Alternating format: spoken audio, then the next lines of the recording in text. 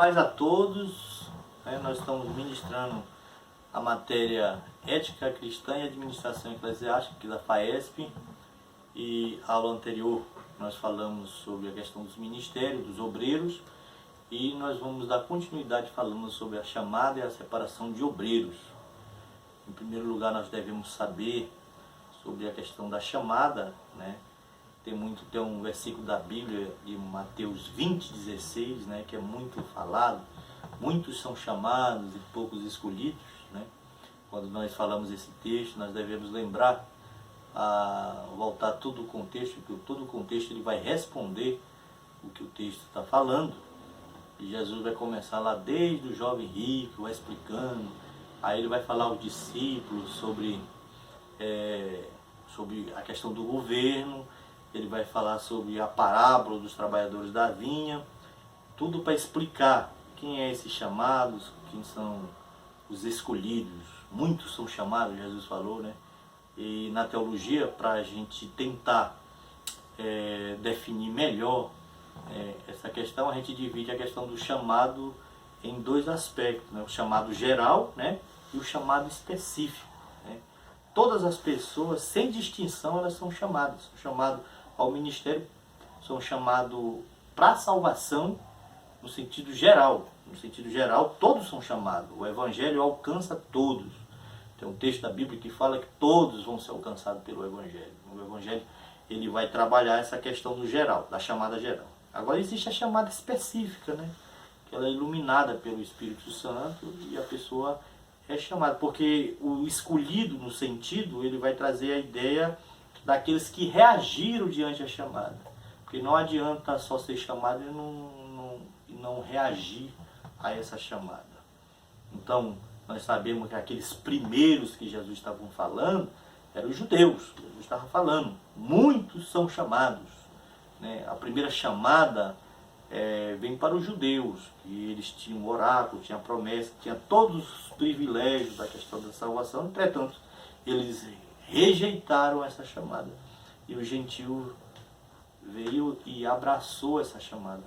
Então, muitos dos gentios, pelo Evangelho, foram alcançados.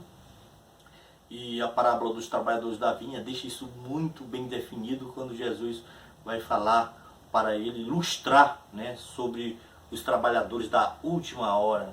Então, Jesus mostra isso para os discípulos, que ali haveria um outro povo também que ia aceitar essa chamada. Então, nós estamos falando aqui no caso da chamada específica, para o ministério cristão, que é o fator exclusivo de Deus. Não depende da vontade do homem, nem dos nossos esforços. Às vezes Deus chama sem que a pessoa esteja pensando nisso.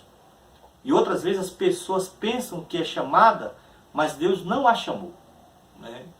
Não é porque uma pessoa prega, não é que uma pessoa ela tem algum tipo de carisma que significa que ela tem essa chamada.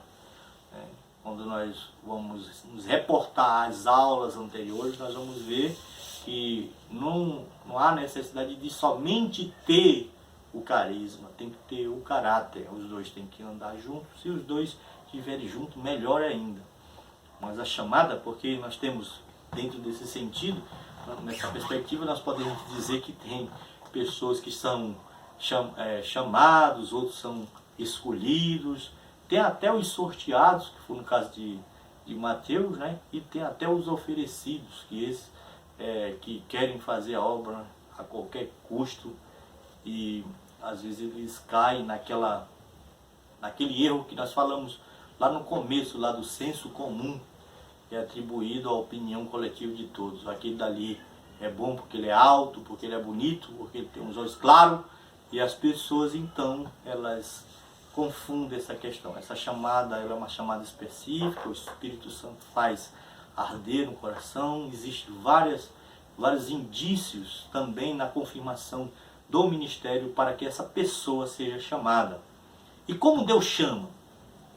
Deus não tem um método estabelecido para chamar o homem, Às vezes chama por meio de visões, às vezes Deus chama por meio de revelações, coloca iluminação, extraordinária, que foi no caso de Moisés, né, quando foi chamado para a obra de Deus, no caso de Paulo no caminho de Damasco, né, quando ele cai da cavalgadura, Paulo, né, ele perde a visão e Jesus fala com ele diretamente, né, ele é chamado de apóstolo, embora houvesse tanta controvérsia a respeito de Paulo, mas ele manteve o seu chamado, ele manteve o pensamento firme em Deus e continuou fazendo a obra de Deus até a sua morte, né?